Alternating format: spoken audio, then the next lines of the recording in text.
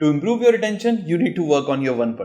So 1% is to make your 1% feel special is the same advice which is applicable for both 9-figure stores and a startup. So the idea is basically to be close to your 1% of the audience. These are your most loyal customers and your most effective audience. And believe it or not, if you know it or you don't know it, your loyal customer definitely knows that he's a loyal customer. So if someone has bought 5 times from you, he definitely will know that I am a loyal customer of the store. Be irrespective of the store, acknowledging that, taking any special measurement for that or this thing. So most of the stores, the common mistakes what they make is that they don't focus on their 1%. So it's basically there's no additional things done for their 1%. There is no communication channel. There is nothing like that. And eventually the 1% doesn't feel special or doesn't feel valued enough. And then they leave to some other store. And that's the biggest mistake. Also from an insights perspective, your 1% can tell you insights because they are your genuine customer. In layman's terms, if your stores get closed, they are the only one who will care. So 1% is that audience who's loyal and who is the main target audience. And now the goal of the business should be to find more 1%. But just to improve on the retention, the first step, be it like a small startup or this thing, even if you have like 100 customers, start with 1 customer. So let's jump into the tactics. So what we can do with 1% and what's their goal. So basically, if the brand doesn't realize repeat purchase, no, they are your loyal customers and they want to be appreciated for their loyalty. So number 1, let them know they have been seen. So they have been seen is basically just acknowledgement. It can be a simple acknowledgement like a priority customer support or like a loyalty points or like a coupon code, but just to make them know or let them know that they have been seen. Second is that let them know they have been heard. So it includes like a voice note, but in the heard, it can be like a new product launch or any feedback or anything like that. And there can be like some feedback which have been gathered from them, or there can be like some kind of a from what they have been heard. So their impact on the business. So the impact can be like a simple that based on your choice we procured this new collection. It can be something like based on a website feedback, or there is some email design, or even a video or email coverage of their testimonial or promoting their testimonial, just to let them know that they have been heard. And third is that let them know they matter. So it includes like showing gratitude, showing like a handwritten notes and these kind of things. Now coming to the exact strategies.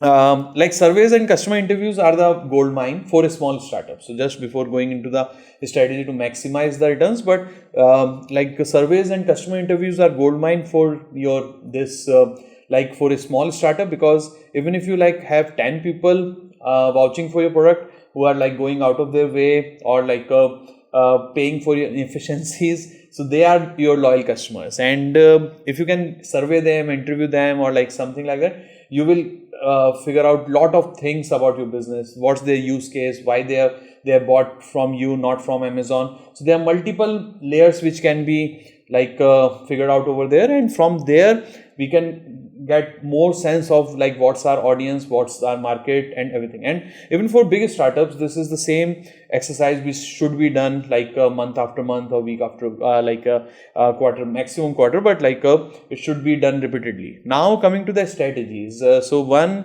is that the most common objection I hear to this one is that R is a bigger store, so we can't do a handwritten note or those kind of things, how we connect with 1%, and it's more like a business to business, B2B business model. If it's a B2C and we have 10,000 customers or 100,000 customers, then how we choose our 1% and what strategies we can execute with them, or how we can make them feel special eventually. So one is handwritten note. So it's looks like handwritten, it can be printed and it can be sent. There can be I got this one from some brand. So it was because I've made like 4-5 purchases, so they have sent out this, and it's a simple, like someone it's just filled out this, or maybe it's printed thing, like it's a handwritten one. In this one there can be like a letter, but this is more like a lucky draw or something like that, but still those kind of things, anything handwritten, because that makes it feel special. And 1% might not be that much work, and even like it can be some kind of activity. Even you don't need to give it to everyone, maybe run a contest and provide it to like 100 people who responds first, something like that. Second strategy is make them feel part of the community. So community part is basically where you can create a group, like a Facebook group, WhatsApp group, or anything like that, and people can come in, they can leave as per their wish. And there can be a certificate, like like a friend of mine is running a certification, like a yoga company, where it's an app, like a meditation app, and you get this thing, like you can, it's a content company where they can, like people can do the workshops in group, so with a collective learning, and it's more focused on this thing, like you need to show up daily to get the maximum benefit out of the app. So basically they are giving out these kind of certificates on WhatsApp. It's just an image, it's like a 2-minute job for a designer, but it means a lot to your customers, and your 1% customer will feel special. They will show more loyalty, they will have better word of mouth, they will have a better this thing. Now from an effort perspective, it's not a big deal. You can send it over email also, you can send it over, it's just a recognition, it's just recognizing that we know that you are our loyal customers and we value you. Even a single line, that even discounting and all those things works for these customers, but they want more, because even after, if they have bought like 4-5 times, now it's not about the like a discount, there is some different reason they are buying. So it's not just about the discount. So have something extra, or like a certification, or like a loyalty program, anything, but make them feel valuable, because even if you have 10 customers loyal, you need to preserve them, you need to have communication with them, otherwise they will move. And the most of the argument I hear from brands is that we don't have a loyal customer, or loyal customer base is very small, and we are not planning to work on the loyal customers for this quarter, or we are planning to work on our loyal customers like 2 years down the line. Now we are in acquisition mode, but that's the number one mistake, because your loyal customer is buying right now, and if they don't feel appreciated right now, they will leave, or they will go to some other store. And this was like a very nice this thing, and then you can like increase the this thing, like a communication. So it doesn't needs to end at this thing, it can be extended into multiple things, but depending on the resource, and if you have, and they are like collecting a 10 minutes like scheduling a 10-minute feedback call as well.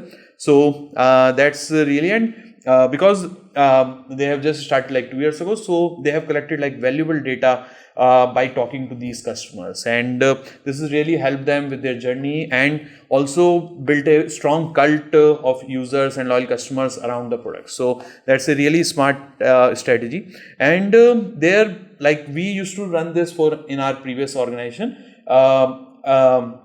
You can throw a event, like it doesn't need to be like a national or like a because most of the brands will be shipping across the country, so you can't have a party across the country, but at least in your city, even if you call like 20 customers to your office, or like even on Saturday or any other day, like on a Friday lunch to your loyal customers, and have a conversation like why they bought from you, not from your competition, why they bought from you, not from Amazon, these kind of queries. And there you can get to know the main reason, and the reason can mostly for most of the brands can be extrapolated on the like a national level, but if you can get that like sample data from a localized audience, then you can definitely get a sense of what's working, what's not working, what's they like, what they don't like, what's price point works, what product range went. And it just takes like 2-3 hours in a week. You don't need to do it on the weekly basis also, it can be done like once a month.